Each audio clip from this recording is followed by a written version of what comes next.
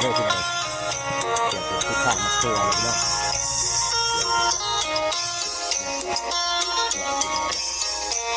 เลยสักข้างพี่น้อง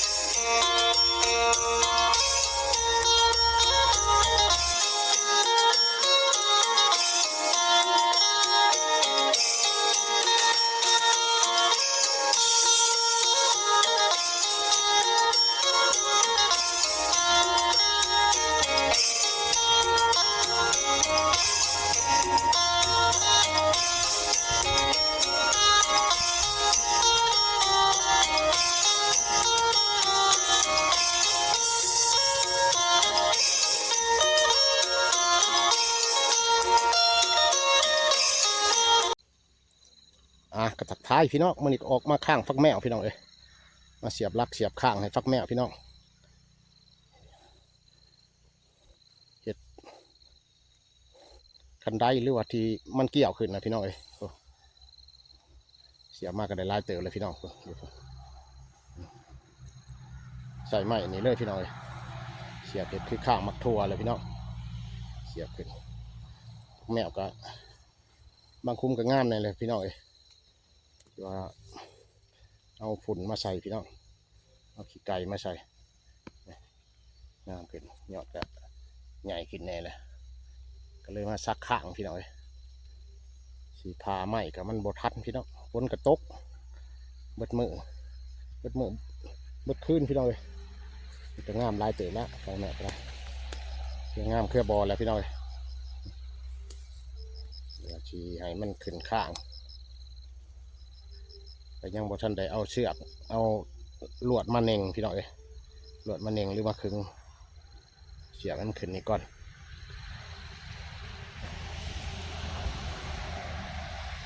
ถึงพูดถึงพากระมือตึบเลยพี่น้อง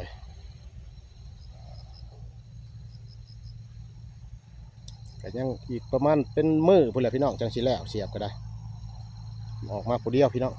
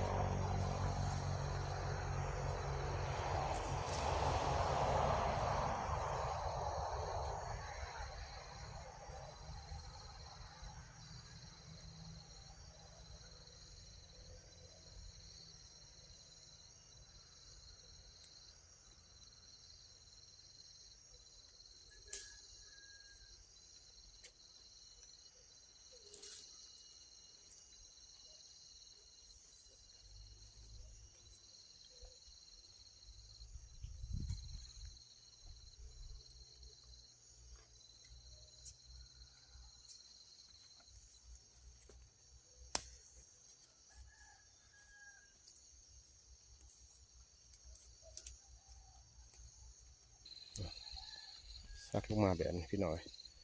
ป้ายไม้ไผ่แถวหัวแถวชวนนั่นแหละพี่น้องไปตัดเอามาเสียบไปย่างไล่เติบพี่น้อยโบแล้วตัดแล้วก็มาเสียบเบิดแล้วก็ไปตัดอีกพี่น้องตัดให้มันพอบาดเดียวกับฝนกระตกเนี่ยซ้ำสิได้เสียบจนกระว่าฝนตกกับบัวไว้กำกับอีกพี่น้องแต่ว่าตัดน้ำเสียบน้ำพี่น้อยโอ้ตัดอยู่ข้างให้ข้างสวนนั่นแหละพี่น้อยมาเสียบก็เสียบมากก็ได้ลายเติบพี่น้องก็ชิ้นยังบุท่านเคิงดอกไปตัดอีกพี่น้อง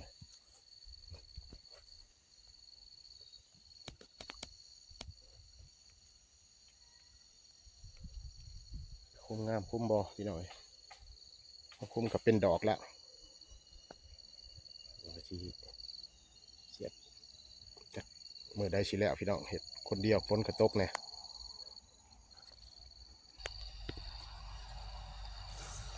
แถบนี้บยักงามพี่น้อยโอ้แล้วก็ถึกแดดช่วงหนึ่งสักป้าไปเลยพี่น้อง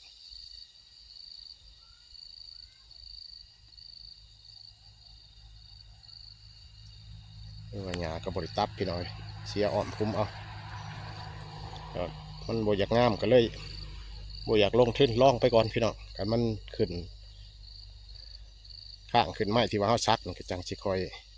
เห็ดจุบเจือพี่น้องกันเป็นไปได้ดินบอยากงามไปได้เอาปลูกมันต้นพี่น้องต้นกันหลายปีมันต้นหรือมันสับปะรังนะพี่น้อง2-3 ปีปลูกมานี่ก็ยั่งอยู่พี่น้องเป็นมันเหือ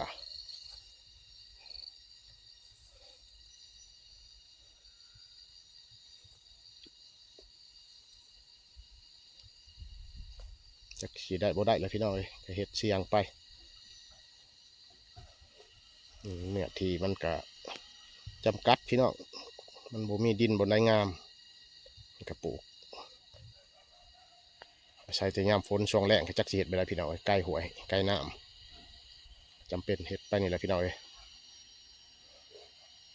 จักสิได้น้ำใช้หดช่วงแรงก็ฟังไปพี่น้องบางทีก็ดูดน้ำมาแต่หวยพุ่นละหดคุมเอาไปจะได้จังหวะกันน้ำล้างพี่น้องก็เห็ดไปเบิ่งก่อนแล้วมันสิได้เก็บได้กินหรือบ่หรือเนี่ยได้พี่น้องมันจะปลูกมากหลายเดือนแต่พี่น้องเลยหลายเดือนเติบละมัน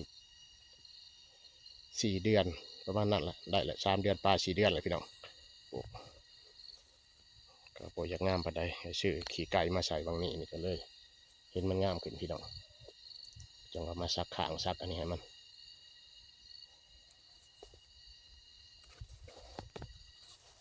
ไม่เสียบเขากระเบิดพี่น้องเลยจะได้ไปตัดอีกแล้วเนี่ยตัดแล้วก็ชิดแดกมาเดี๋ยวเขาตัดเอาปลายไม้เหี้ยอะไรพี่น้องเอ้ยไม้เหี้ยหรือว่าไม้ไผ่ล่ะก็นะก็เดี๋ยวตัดเอาปลายตาอย่างได้พี่น้องตอนที่ว่าเฮาจูดให้แต่หัวปีก็เลยมันใหม่พี่น้องมันล่นก็เลยตายไปตัดเอาหันเลยพี่น้องมันจะได้ลายมันก็แม่นเบิดว่ะที่ว่าบ่ทันตายก็แม่นไม้เหี้ยไม้ไผ่กันเบิดพี่น้องโอ้ฝนไปตกจะได้เด้พี่น้องวันนี้ชวนกาแฟพี่น้องนี่ก็งามอยู่มันเดือนปลาย2 เดือนเลยพี่น้องกาแฟก็ได้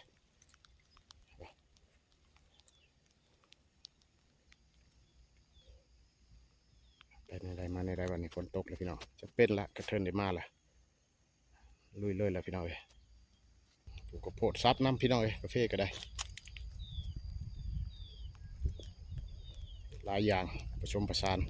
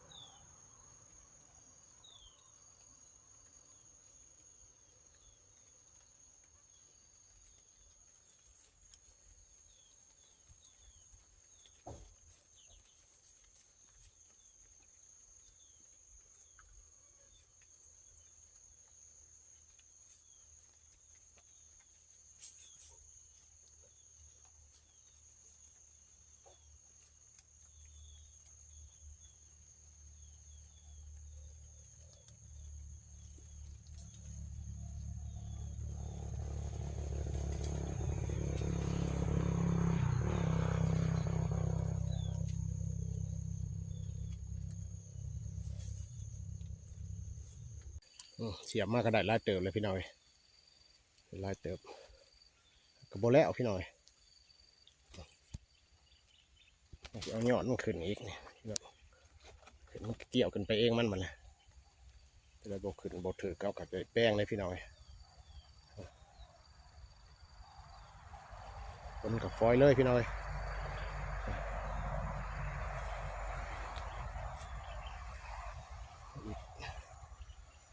วันหนึ่ง2 วันฝนพี่น้อยจังแล้วเรื่องนี้ชุดเบิ้ลละทางหน้านี่พี่น้องทางเดียวเห็นเนี่ยเบี่ยงทางหลังพี่น้อยรถได้ครึ่งหนึ่งย่างครึ่งหนึ่งก็มันกระต้ายไปน้ำเนี่ยพี่น้อยที่เราเสียบที่ตัวบนทันใต้เนี่ยพี่น้องตัวมันจะขึ้นกันเสียบใส่เลยใต้กับป้ามันก่อนถ้ามีแนวเลยจังสีมาปลูกใส่อีกบาทหนึ่งพี่น้อยแนวก็อึดช่วงนี้ช่วงฝนมันก็ฝนดินไหลพี่น้องมันก็มากระโบอยากจับปานในปีนี้ต้องเบี่ยงทางนี้พี่น้อยแต่นี่กระโบอยากงามพี่น้องมาปลูกใส่ใหม่มันแรงช่วงหนึ่งก็เลยมันตายก็มา3 ใส่ใหม่พี่น้องมาปลูกใส่ใหม่แบบนี้ปลูกใหม่เบิด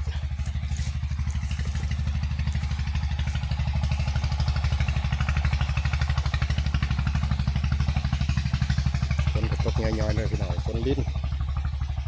พี่น้องคลิปนี้ก็สิขอจบเพียงเท่านี้พบกันใหม่ในคลิปต่อไปขอบใจในการติดตามรับชมพี่น้องโชคดี